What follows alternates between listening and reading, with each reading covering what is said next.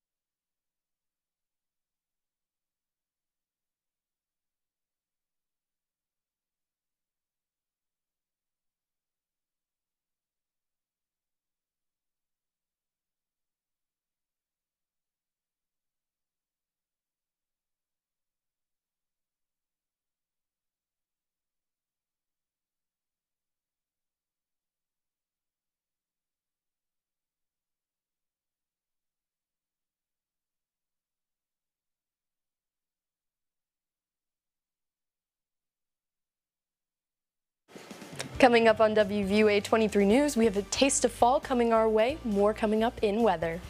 And one West Alabama county is facing a critical ambulance shortage. We have details and racist text messages sent to black students across the country, including right here in Alabama, has sparked a federal investigation.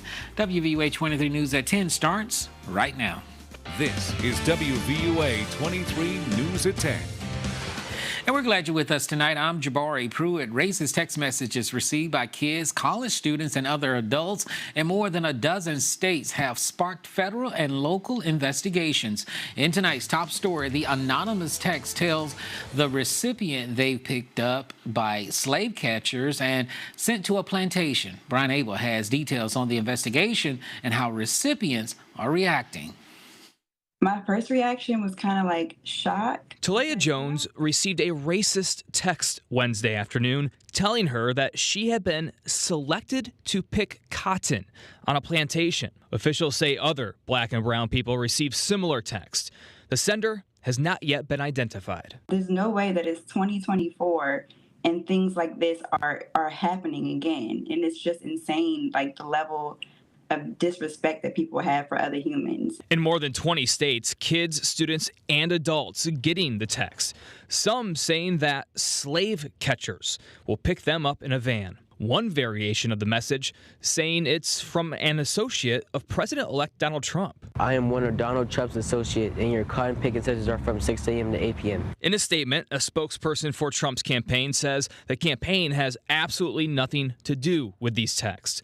The NAACP's president reacting to the texts, saying these messages represent an alarming increase in vile and abhorrent rhetoric from racist groups across the country who now feel emboldened to spread hate and stoke the flames of fear that many of us are feeling after Tuesday's election results. The FCC joining some state attorneys general in investigating the source of the text. I received the text at like 2 p.m. on Wednesday, so not even a full 24 hours after we got the election results. So I feel like this was something that was definitely premeditated. In Washington, Brian Abel reporting. Now, the company Text Now says at least some of the texts were sent through its account in what the company believes, quote, is a widespread coordinated attack. The FCC joining some state attorney generals in investigating the source of the text. And the Tuscaloosa County chapter of the NAACP released a statement saying, quote, we wrongfully condemn the recently reported racist messages sent to African-American students at the University of Alabama and other college campuses across the country. Such hateful actions have no place on any campus and stand in direct opposition to the values of inclusivity, respect, and community that we value, end quote. Now, to read more on the statement from the University of Alabama and the Tuscaloosa chapter of the NAACP, you can go to our website at WVUA23.com. Well, turning our attention now to the weather, a very nice start to our weekend. Molly, starting in tonight for Chief Meteorologist Richard Scott with a first look at that forecast. Molly, good evening. Good evening, Jabari. So today was nice. It looked a little dreary out there with those cloudy skies, but we did see the sun peek through. Unfortunately, we're not going to see as much sun this weekend. We've got rain chances Saturday and Sunday creeping into the beginning of your work week. It makes for a little bit dreary of a weekend, but we can expect a little bit cooler of temperatures. We've got some gusty winds headed our way, and if it's not going to be raining, you're going to expect mostly cloudy skies. Now, Sunday's looking a little bit chillier than Saturday, but I'll have more details for you guys on the forecast in just a little bit. Molly, thank you. Well, Pickens County is facing a critical ambulance shortage with only one 24-hour ambulance and no area hospital. WVUA 23's Tori Stancer has new information on what the ambulance service is facing. Tori, good evening. Good evening, Jabari. Unfortunately, it isn't good news for Pickens County residents because after December 1st, they will lose their last remaining ambulance in the area. It takes 6 to 7 paying service calls per day to fund a 24-hour ambulance, and the last remaining ambulance is currently handling about 3 calls per day. The Pickens County Commission contract subsidizing the ambulance service on a short-term basis has now expired, leaving the ambulance service with no choice but to shut down. Pickens County residents will have to rely on ambulances from other counties and medevac helicopter services until funding becomes available. It's going to cost lives. There's no doubt about it. It already has. If somebody's critically ill and they're having to wait an hour for help, that person's probably not going to have a good outcome. I mean, it weighs heavily on you. Sullivan McRory says ideally the ambulance service would have 2 24-hour ambulances and 1 12-hour day shift ambulance. But without the county commission's support and a long-term funding plan, the ambulance service simply cannot survive. Jabari. Tori, thank you. Well, it looks like plans for a $350 million water park development in Northport will have to be modified.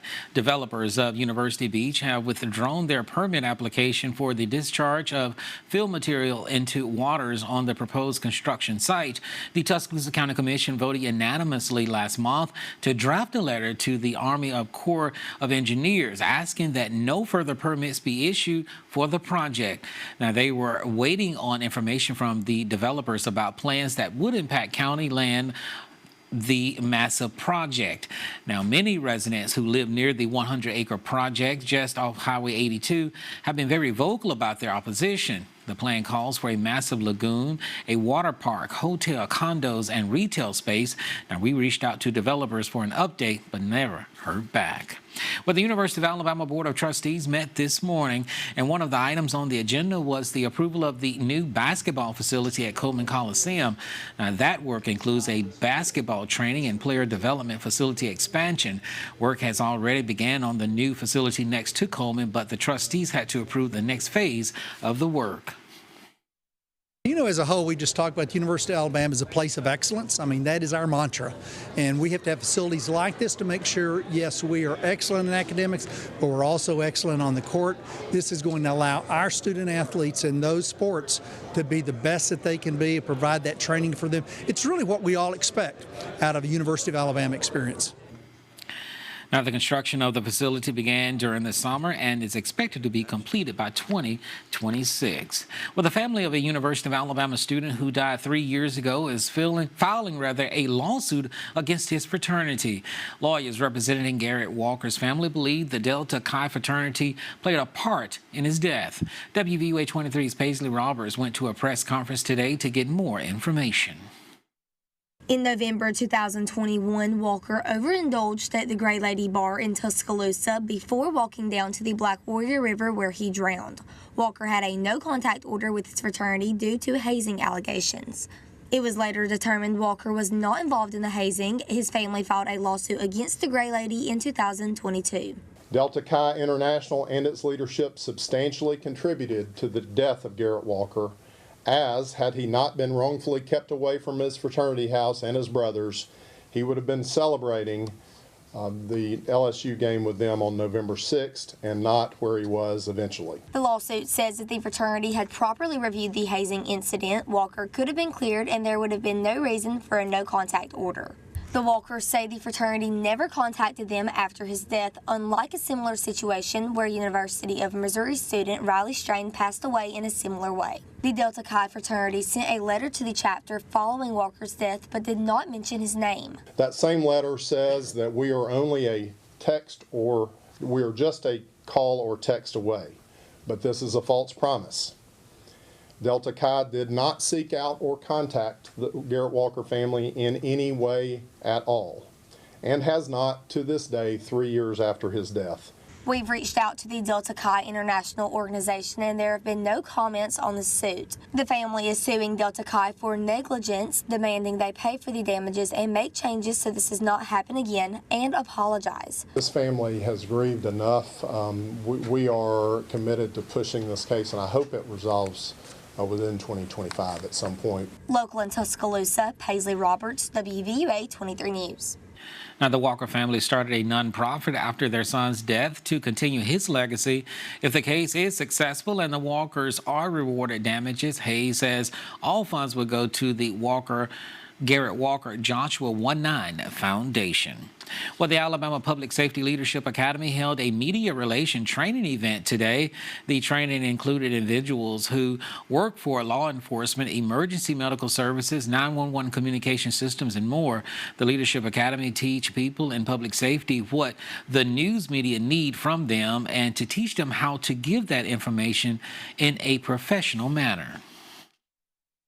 I've had the public information officer class that they teach here at the fire college. A lot of good things I learned from that were, like not just saying we don't have a comment on things, just being upfront and honest about things. And if you can't talk about them at a certain time, just say, hey, we can't talk about those then, but we'll be happy to give information we can. Now, for more information about the training and how to apply, just go to apsla.wordpress.com. Now, our sports department is back in house after another week of Football Friday. This is the first week of playoffs, and our game of the week is Northridge at Russell County. Now, we'll have highlights from North Sand Mountain at Tuscaloosa Academy and Opp at Bibb County, UMS Wright at Demopolis, and Rogers at Gordo. And that's all tonight at 10:30. Well, coming up, we'll tell you how the city of Northport kicked off Veterans Week, and the Better Business Bureau has a warning for retired military members. We'll have those stories and more when we come back.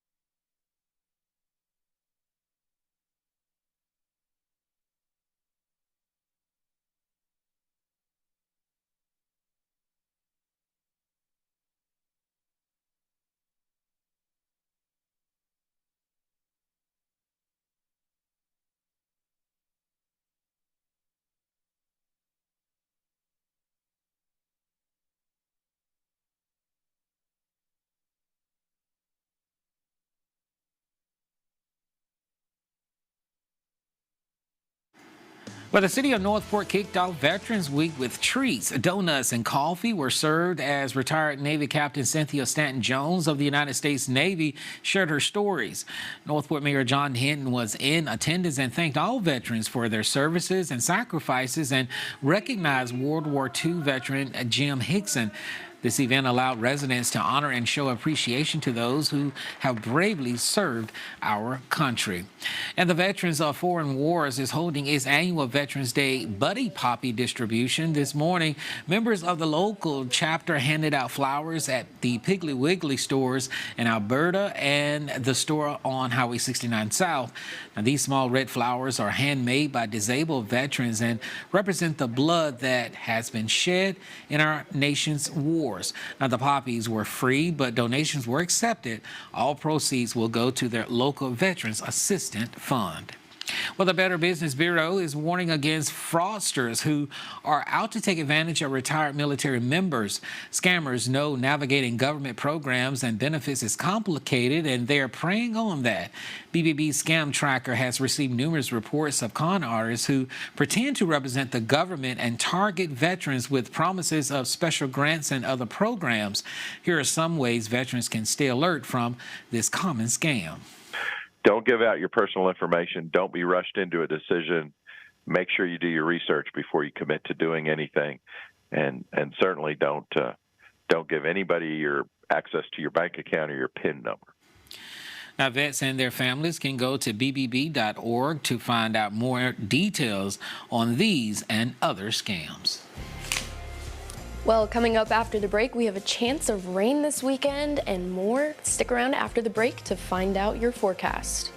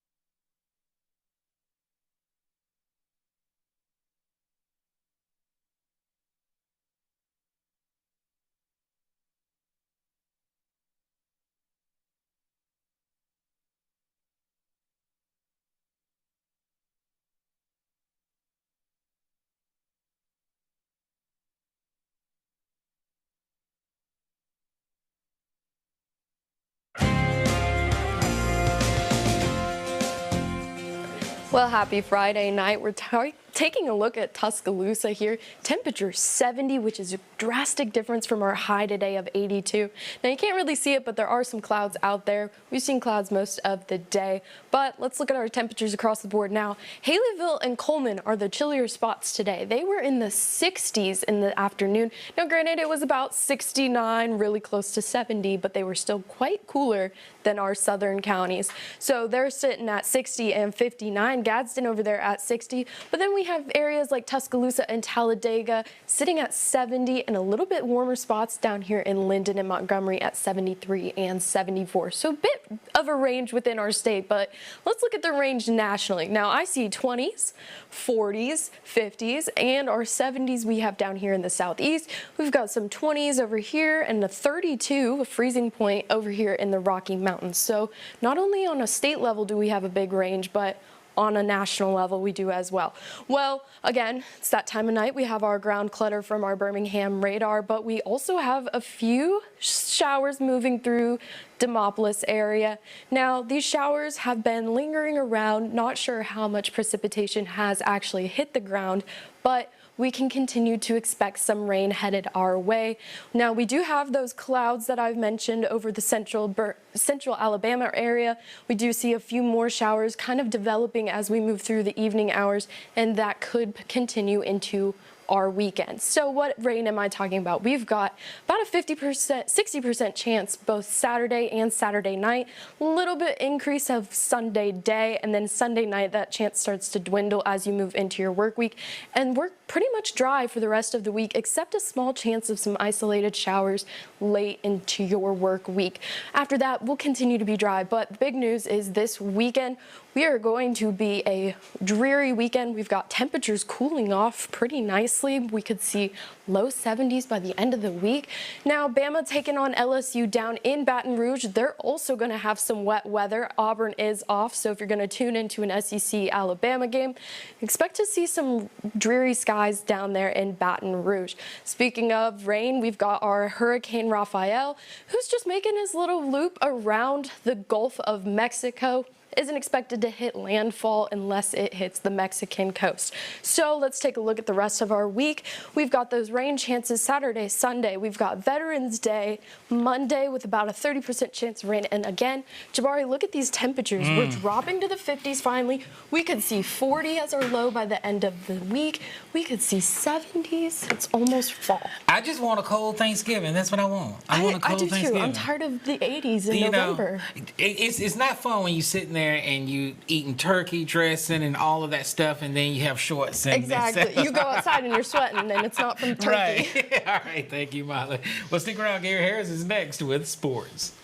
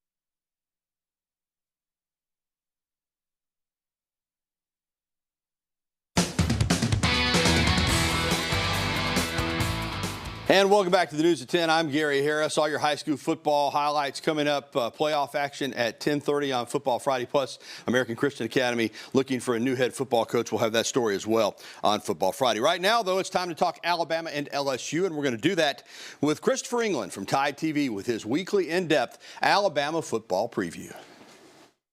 Alabama and LSU will meet for the 89th time when the two face off in Tiger Stadium on Saturday night. The Crimson Tide on a sizable advantage in the series history with 59 wins to 27 losses. But what's even more impressive is the Tide's record in Baton Rouge. While it's regarded as one of the toughest places to play in the country, since 1970, Alabama owns a 21-5 record against LSU in Tiger Stadium. Alabama won the last matchup in Bryant-Denny last season. LSU took a 28-21 lead early in the third quarter, but Alabama finished the game with 21 unanswered points as the Tide rolled to a 42-28 win. LSU enters the matchup 6-2 and 3-1 in the SEC. The Tigers lost their opening game of the season to USC. With the score tied at 20, the Trojans scored with 8 seconds left to get the win, 27-20. LSU then won 6 straight, including wins over South Carolina, UCLA, Ole Miss, and Arkansas. In their last contest against Texas A&M, LSU led the Aggies 17-7 in the third quarter, but the Aggies outscored the Tigers 31-6 the rest of the way to hand LSU their second loss of the season, 38-23. Both Alabama and LSU are coming off bye weeks. The last time the Crimson Tide came off a bye week, Alabama had an incredible game plan as everything seemed to go right as they led #1 Georgia 28-0 early in the second quarter. Leading the LSU program is Brian Kelly. He is 26-9 as head coach at LSU, but is 1-3 all-time against the Crimson Tide. Offensively, LSU has leaned on the passing game this season and has had trouble running the ball. LSU is dead last in the SEC in rushing yards with 922, but the Tigers are second in the conference and 6th nationally in passing yards with 2,662. While the offensive line has had trouble opening holes for the running game, they've been the best in the SEC in pass block, ranking first in the SEC, allowing just 4 sacks on the season, but they will be without starting left guard Garrett Dillinger, who will be out for the game. Leading that passing attack is redshirt junior Garrett Nussmeier. Nussmeier is 7-2 in his 9 career starts at LSU and has thrown for 300 yards or more 6 times this year and 7 out of his 9 starts. He ranks second in the SEC, averaging 330 yards passing per game, and ranks second in the conference and 8th in the nation with 20 touchdown passes. But he's also thrown the second most interceptions in the SEC this season with 9. There is one connection to Alabama for the LSU quarterback. He spent some time living in Tuscaloosa as his dad, Doug Nussmeier, was the offensive coordinator for the Crimson Tide in the 2012 and 2013 seasons. LSU is loaded at the wide receiver position. Kyron Lacey and Aaron Anderson are both in the top 5 in the SEC in receiving yards per game. Lacey and Tyler Mason are also in the top 10 in the SEC in receptions, while Lacey is second in the conference with 6 receiving touchdowns. Overall, LSU is 7th in the SEC, averaging over 32 points per game, but the Tigers are near the bottom of the conference in scoring defense, ranking 13th, allowing over 22 points per game. The Tigers don't rank in the top 10 in the SEC in pass or rush defense and rank 13th in total defense, giving up over 360 yards per game. A couple of stats that could have an impact in the game. LSU is dead last in the SEC in punting and punt returns. The Tigers average just 36 yards per punt and just 4 yards per punt return. Also, Alabama is tied for first in the SEC in turnover margin at +7, while LSU is 9th at +2.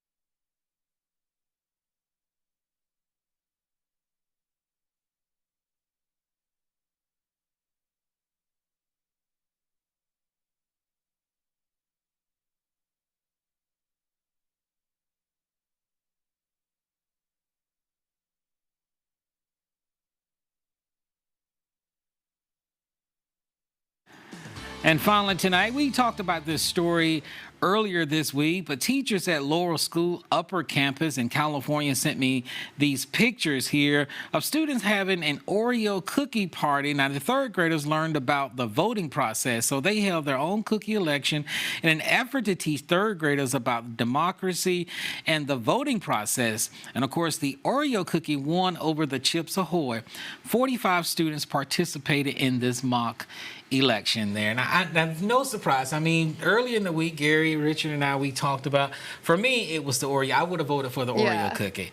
I think I would go for Oreo, but the peanut butter Oreo cookie is the best. I don't know. I mean, I just want that classic Oreo cookie, and that's what that party was. So it was a good teaching tool for them to kind of know how to fill out the forms to even vote. Yeah, so it's relatable to them. Exactly. They like cookies. They know cookies. Exactly. And a final weather here. Yeah, so we're getting a little bit of taste of fall coming up. We've got some rain coming through this weekend. Temperatures dropping Sunday, but warming back up for your Veterans Day Monday and the beginning of your work week. Sun should return Monday into Tuesday. Then look at this. We've got 50s on the forecast, 40s, 70s. I just need it to continue dropping. And Jabari, it's almost Christmas time. Almost Christmas time. We got to get to Thanksgiving first, but I'm ready for it. All right, that's it for us, but don't go anywhere. Gary Harris is next with a full hour of Football Friday. Have a great weekend.